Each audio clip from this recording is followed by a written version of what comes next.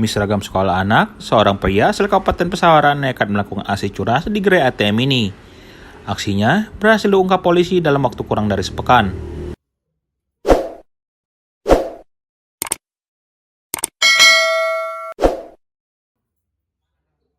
Pelaku Wawan Setiawan alias Kitung, 38 tahun, mengakui aksi nekatnya di hadapan polisi.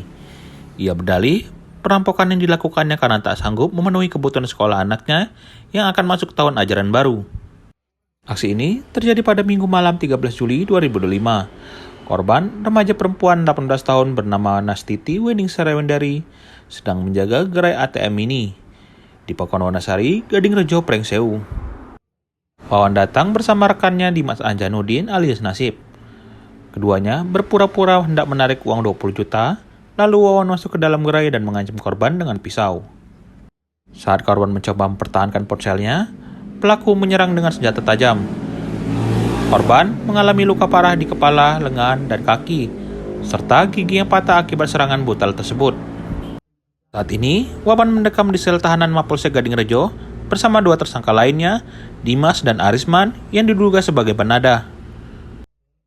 Ketiganya dijerat pasal 365 KUHP tentang pencurian dengan kekerasan dengan ancaman maksimal 12 tahun penjara.